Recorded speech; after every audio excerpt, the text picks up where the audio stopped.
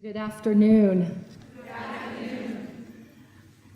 I want to thank, first of all, the leaders of this inaugural Giving Conference for inviting me to speak.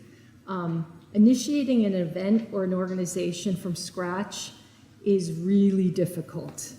And from what I can see, the organizers have been so extraordinarily richly blessed. I also want to thank you all here for taking time out of your schedules to listen to me. I'm so appreciative and honored that you're here and want to spend time with us and me in particular. I hope we find this time fruitful. I'm going to start by modeling a best practice in the business world and lead with my conclusion or bottom line. The most important thing you can all do to lead an objectively successful career and a spiritually fruitful career is to learn how to be and act as an authentic woman. I'll say that again. I think the most important thing you all can do to lead an objectively successful career and a spiritually fruitful one is to be authentic women. And it's in our society today that's not so obvious anymore.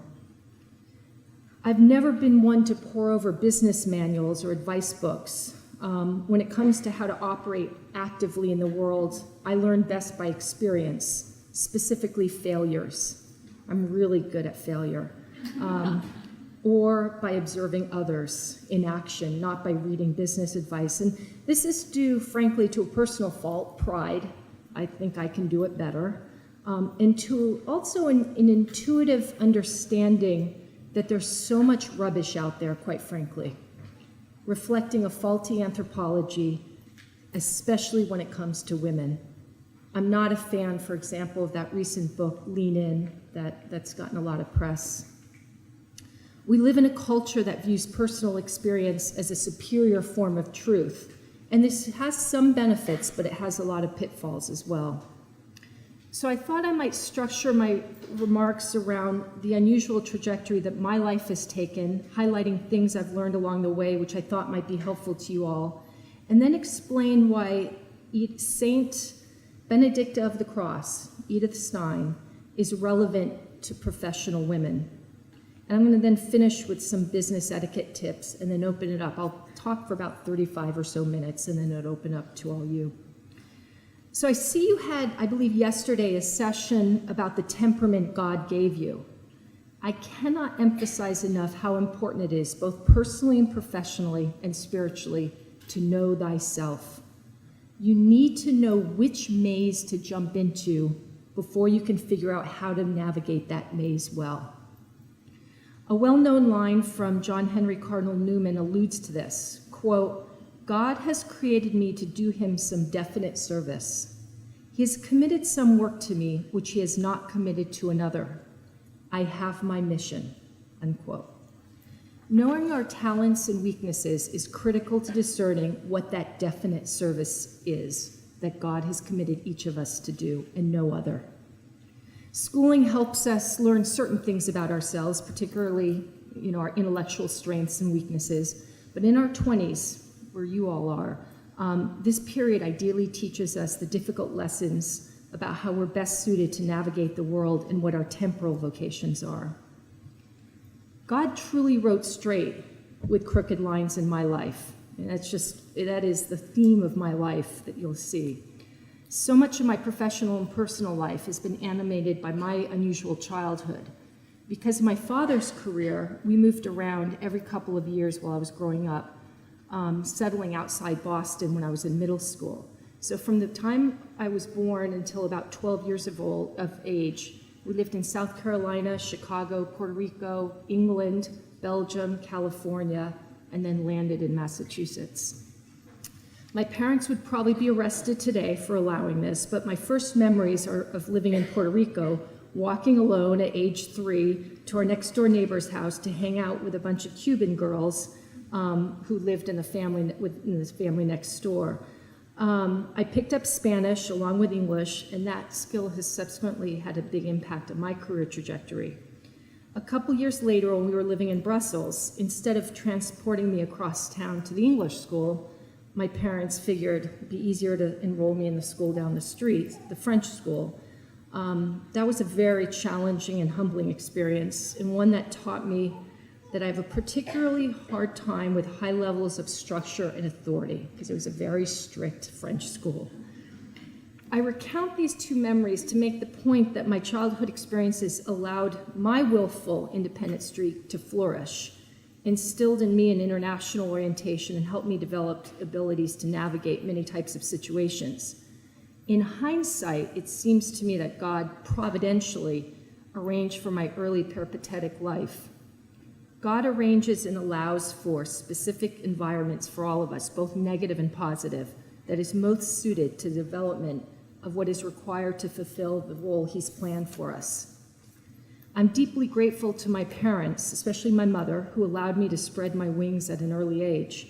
For those of you who are mothers or plan to be mothers, over-coddling of children, which is so prevalent today, can keep talents and treasures hidden.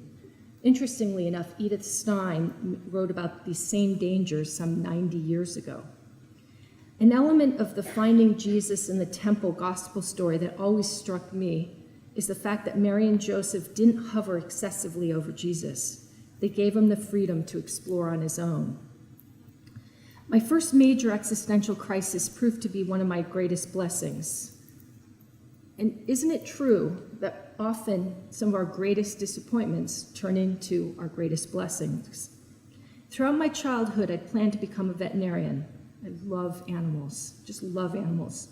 And I entered college as a pre-med major. And the C grade in freshman chemistry was a shrill wake-up call that I was not cut out for veterinarian school. I felt like a rug was pulled out from under my feet. What was I going to major in? What was I going to do in life right now? And at that point, I made the decision to major in what I most enjoyed, which was history. A key takeaway lesson I learned from this experience is that we're most likely to be successful in something we're good at. And typically, that's also something we enjoy. They work hand in hand. But this is not to throw practicality out the window. I'm not a fan of these follow your passion speeches either. Tuition levels were significantly lower in the 80s when I went to school, and the job market significantly easier to navigate. It's much different today. The balance one must strike between following one's passion and preparing for the rigors of today's job market is much more challenging, as I'm sure many of you know already. Two experiences in college had an important impact on my career trajectory.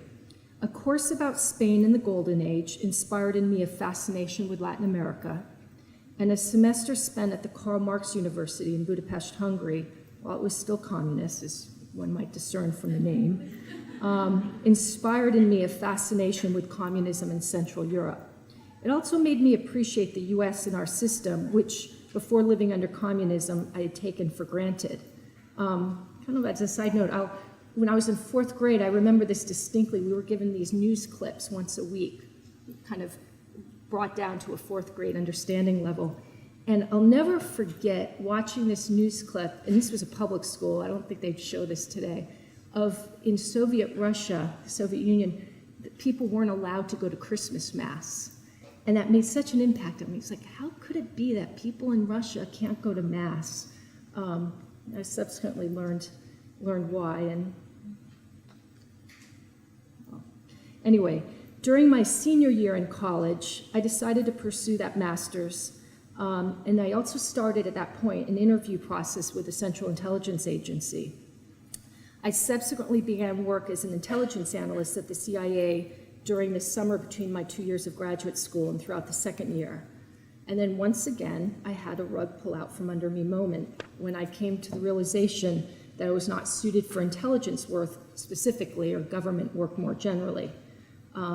Too rigid for me. And once again, I had to figure out a new path to take. So I decided to take a year off and do some volunteer work and to give back after many years of self-focused study, relearn Spanish, as I decided then to geographically focus my career on Latin America. From a supernatural perspective, God was seeking me out, lavishing me with graces that I only appreciate now, years later. I started to go to Mass more regularly. I wouldn't say I was a lapsed Catholic. But after being raised as a practicing Catholic, active in a youth prayer group, I became a tepid Catholic. During large parts of my 20s, your ages, I did not place my relationship with Jesus front and center. He was maybe third, probably fourth in my list of priorities. And then I learned about the Order of Assumption nuns who had run volunteer missions overseas. I applied, ended up going to an impoverished small city in northern Spain where I lived with 8 Spanish nuns and taught at a Catholic school and a drug rehabilitation center for a year. When I returned to the US from Spain in 1990, I floundered a bit, unsure what sort of career I would do at that point. I lived back at home, did some temp work for a year, and did a lot of self-reflection and assessment. 3 potential career paths started to take shape in my mind: missionary, microcredit lending, a la like Maryknoll, or international business. I discerned the missionary work was probably not for me at that point, and then through some sage advice from some very helpful people, I was inspired and decided to go back and study for an MBA in finance and accounting. And unexpectedly, I ended up falling in love with both. To some, it might seem at that point that I was selling out, but I believe God knew better. He created the circumstances and the desire to pursue a wholly secular career and path at that point, which ultimately prepared me to work more directly for the kingdom later on. Once again, an academic course then served as an important road marker. While at business school, I took a class in security analysis, which opened my eyes to a career that I never knew existed. I had tried securing a job in microcredit lending. This was when the Grameen Bank and microcredit was just starting out in the early 90s, but I was unable to get a job in that field. However, Wall Street was hiring security analysts for newly developed Latin American divisions. The 1980 debt crisis had wound down. You're all too young for this, but Latin America was basically broke and bankrupt, and then started pursuing policies that allowed for greater investment in the early 90s. So all of a sudden, the investment banks were like, we got to get to Latin America. A security normally refers to either a stock or a bond. And a security analyst performs detailed financial modeling of companies and industries in an effort to value these bonds and stocks. And so this is what capital is. You hear that term capital. It's the investment that goes into financing the operations of a company. Security analysts serve as a link between investment bankers, traders at an investment bank, and then investors in the outside world like Fidelity or the hedge funds. I landed my first job at Smith Barney as an analyst on Chilean companies. I was the junior one, and they gave me the smallest country in Latin America.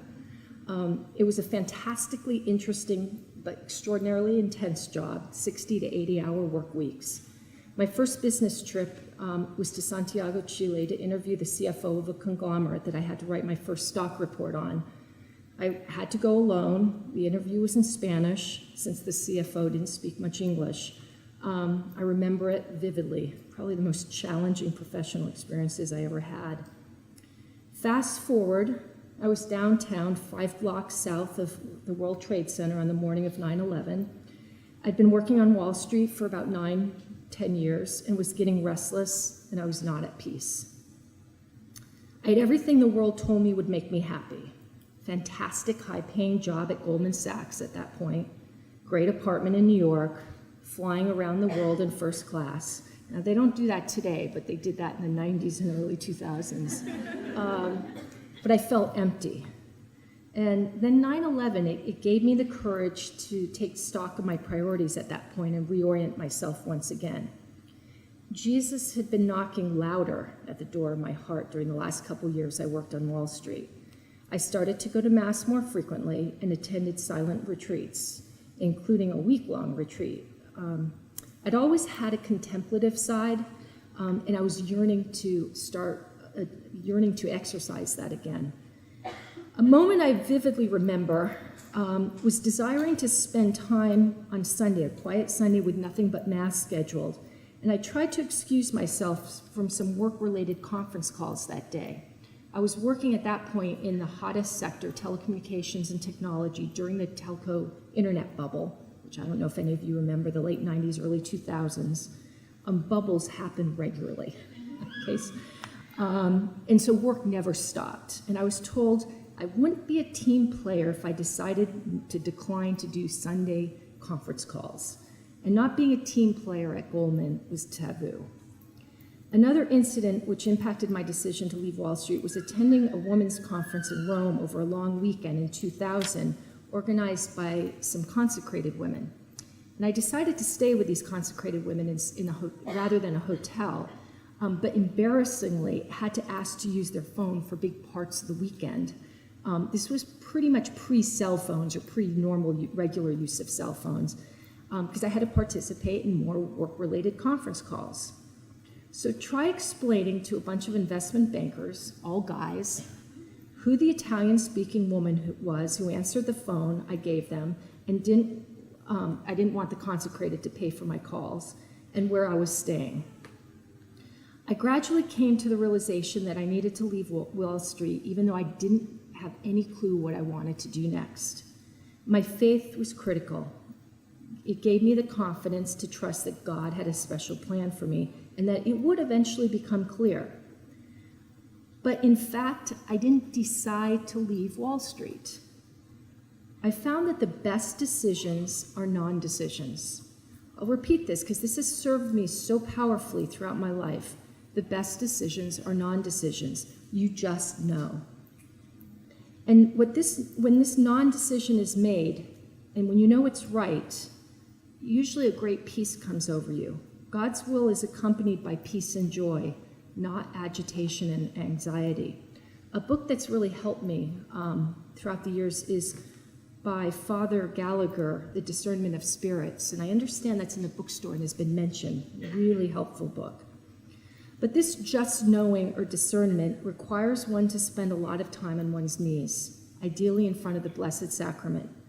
Before leaving Wall Street, I remember a priest suggested to me that I pray in front of the Blessed Sacrament. And truthfully, I did not fully believe in the true presence at that moment. But I figured, what do I have to lose? I had such feelings of restlessness and dissatisfaction that I did. And boy, I'm certainly a believer today. It seemed that no time passed after announcing to my boss that I was going to leave Goldman when, helped along by a Mexican priest I knew, I received the inspiration to start World Education and Development Fund, or World Fund, the NGO dedicated to raising education levels in Latin America. So why education and why Latin America? Two key reasons. It's so critical to our formation, education, emotionally, spiritually, intellectually. And today, more so than ever in the history of man, it's critical to participating in the economy in a way that allows for dignified life. Our world now is increasingly divided by haves and have-nots in terms of intellectual education levels and we might say human capital formation. On a personal level, I'd been afforded an extraordinary education for which I was deeply grateful, especially because my own grandparents on my mother's side were emigres from Europe, and they were not afforded this opportunity.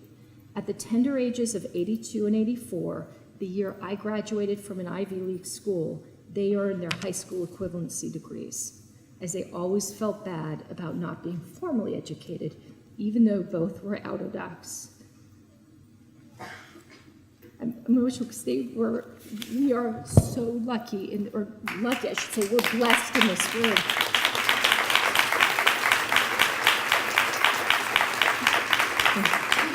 Don't take for granted the education and the families we've come from. It's an extraordinary blessing. In Latin America, because after working in the region for nearly a decade, it became apparent to me that the poor education levels are the number one factor why that region has not developed to its potential. So founding and developing and institutionalizing World Fund was extraordinarily difficult. It was me in my apartment for the first couple of years, but it's gradually grown. I'm speaking today, we just had our major annual fundraising event 2 nights ago in New York, and it's now 14 years old and doing well. But I must say, a number of young college graduates come to me seeking advice around NGOs, starting their own NGO. Typically, many of them secular missions. And it's so extraordinary to me, the desire to help. We didn't have this so much in the 80s and early 90s. The mindset is so much more philanthropic today. But in most cases, I advise against it. In the 20s, one just doesn't have the experience, skills, and connections to make it work over the long term in most cases. There are exceptions, especially with Christian apostolates. Focus is one I know is a fine, beautiful example, but generally it's really difficult, and you really need more time under your belt before you make something sustainable. From what I've observed of many lay Catholic initiatives, more so, quite frankly, than Protestant ones, they often suffer from a lack of well-thought-out strategy or execution skills, or both. And I'll say it again, I've been impressed with the quality of thoughtful planning and execution that I've observed here with the given organizers. I'll admit to more than just righteous anger when I see Catholic lay organizations that fail to meet payroll for staff members raising families or fail to offer living wages and benefits.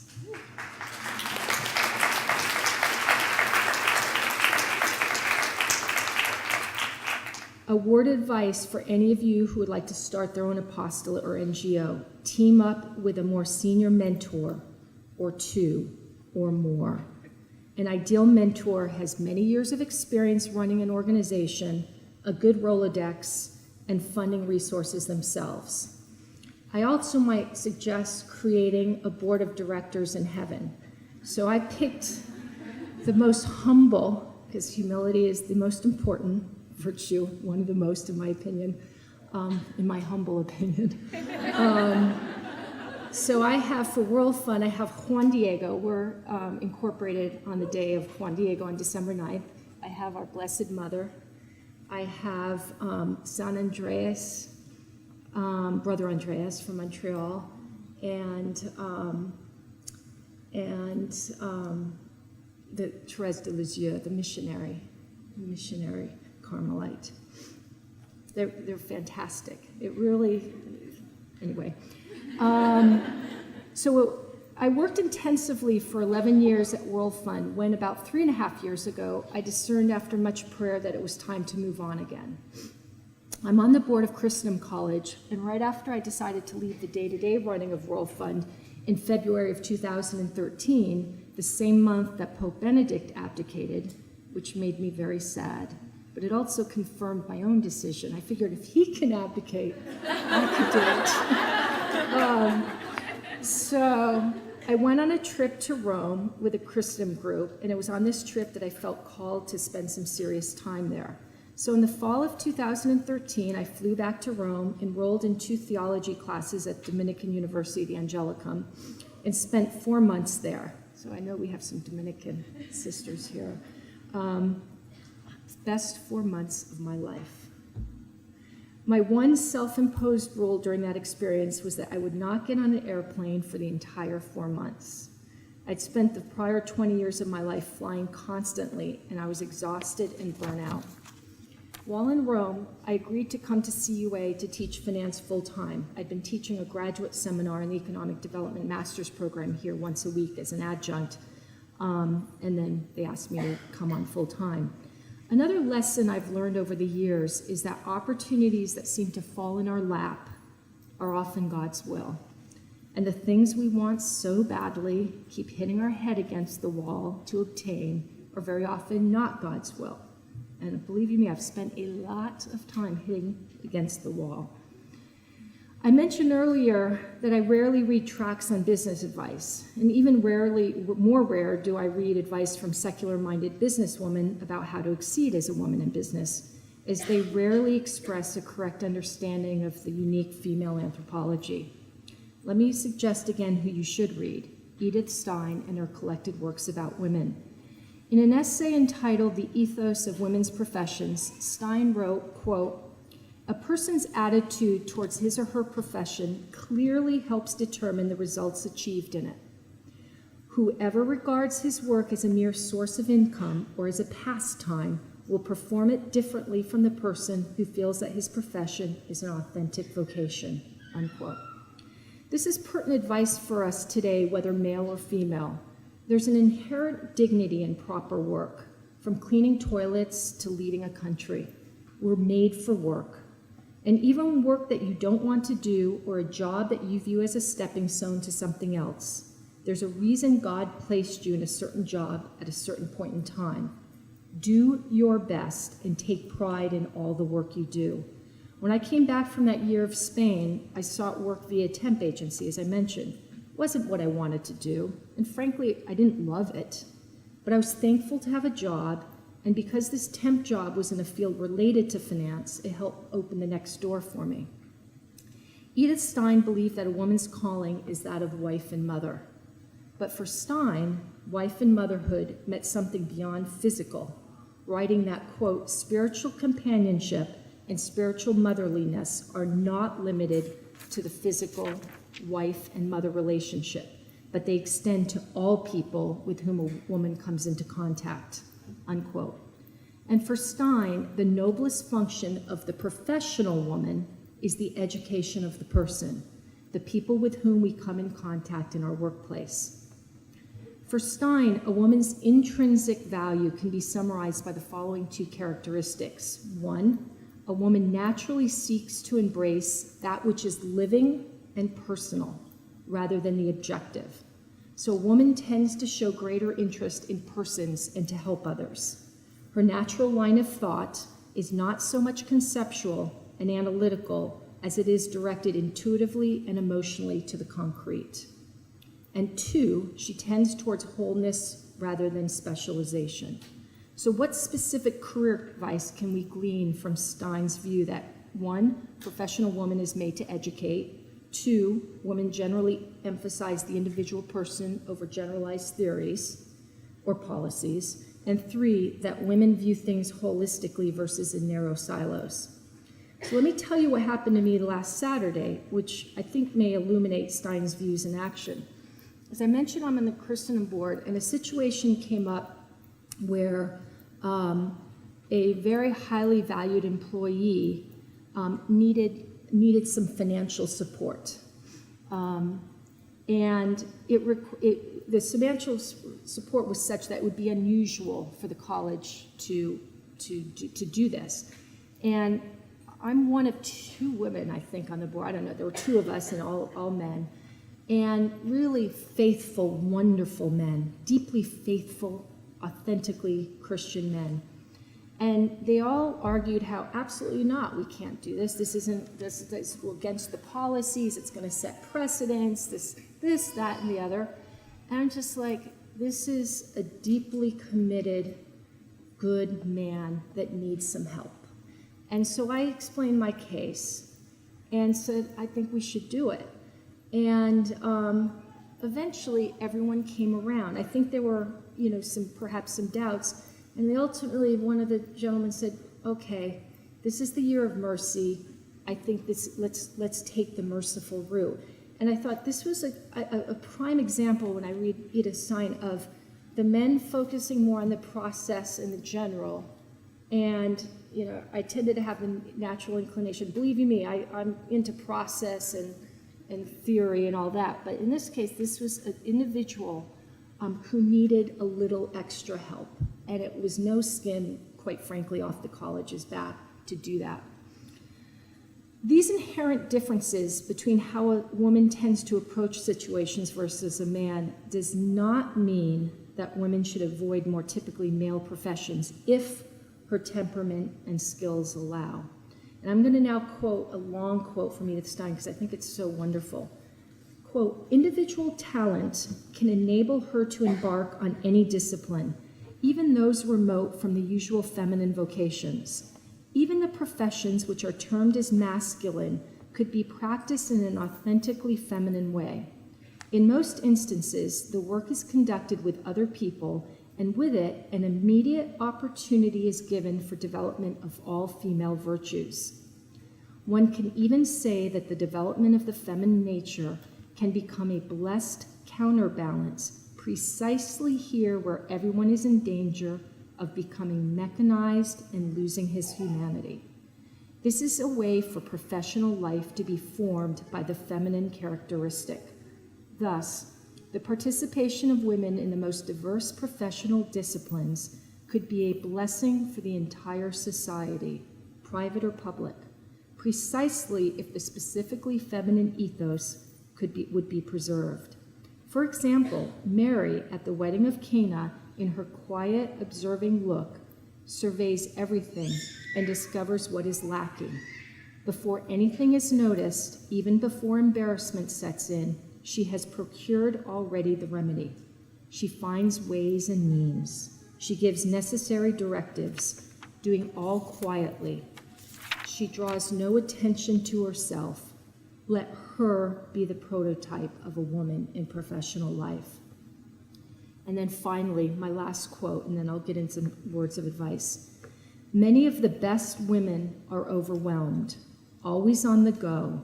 They are harassed, nervous, and irritable. This is Edith Stein 90 years ago. Sounds like me. How I used to be. Let's consider the group of women who choose a profession suitable to their ability and inclination.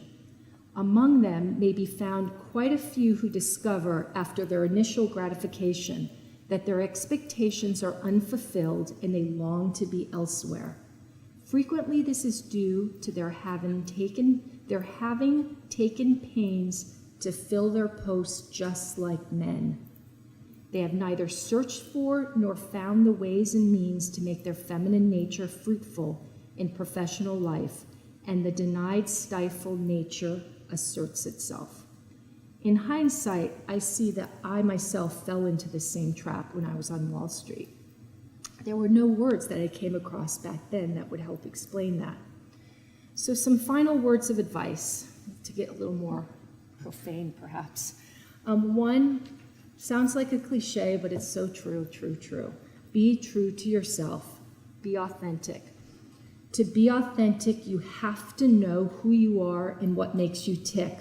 What are the special talents that God gave you? So that self-assessment is critical. 2, develop authentic relationships and foster them. This is important not only for professional reasons, but it's also critical for human flourishing. Every job I've secured was because of an existing relationship that I developed and fostered. Do not conflate Facebook and LinkedIn with those kind of connections with personal relationships. Social media is absolutely important and it's helpful in today's world, but it does not come close to real relationships that take time and thought to develop and maintain. Now, not all professional relationships can be characterized by great virtue. You're going to develop a lot of relationships in your business and professional lives that may have integrity, respect, and honor, but often they may be transactional. So what's, I think, important to remember is how do we ensure that a relationship is virtuous if the other party is not virtuous? Because we're going to come across a lot that way. I think what we need to focus on is that our purpose in a relationship needs to be virtuous. We have to seek to bring out the best in the other person, something that's good for them, that makes them more fully human and therefore more virtuous. Do not view others as a means to an end, as utilitarian tools. And this is so prevalent today. People know when you're talking or interacting or looking over their shoulder for someone, quote unquote, better, that just don't do it. It just will not serve you. When you take authentic interest in people, people note that. Plus, it's just the right thing to do. But there is a lot of utilitarianism out there, especially in the business, certainly in the finance worlds. But I also see it in the church as well. 3, get email right. This sounds trite, I know, but email has become the #1 means of communication in most professional settings. And if there was a business etiquette issue that I would drill home, it's get email right. When you email, pretend you're talking to a real person when you write emails. Respond in a timely manner to most emails. If a work colleague sends you or gives you something or some information, even via email, even if it doesn't necessarily require a response, 2-word thank you. If someone were to give you that book or that piece of information in person, you would thank them. Err on the side of formality. None of this texting kind of stuff. Just write properly, headings, endings. Double check for the grammar and the spelling. Make sure you've answered all points in the email. Sloppy emails really leave a poor impression. And this is the record and reputation you're creating for yourselves. 4, first impressions really matter. Whether it be via email, brief meetings, or the first few months on a new job, first impressions are difficult to unwind and can influence a professional relationship even over the long term. Top-level performance at a new job during the first weeks and months will carry you far.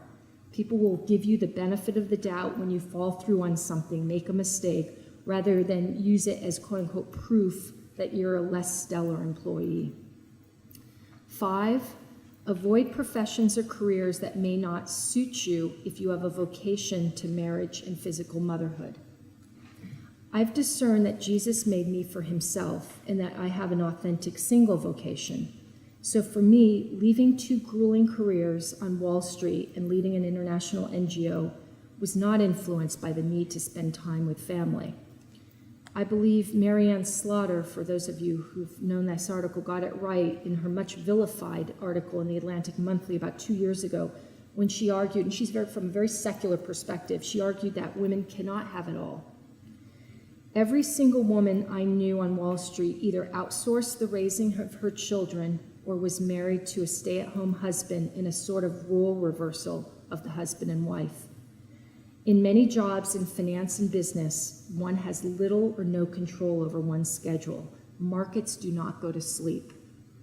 This is not conducive to motherhood, as difficult as this may be to hear or even to say. A final quote by Edith Stein to help us appreciate our true vocation as women. This is from an essay she wrote, Vocations of Man and Women. Yet he bound himself so intimately to one woman, Mary, as to no other on earth. He formed her so closely after his own image, as no other woman being before or after. He gave her a place in the church for all eternity, such as has been given to no other human being. And just so, he has called women in all times to the most intimate union with him. They are to be emissaries of his love, proclaimers of his will to kings and popes, and forerunners of his kingdom in the hearts of men. Thank you.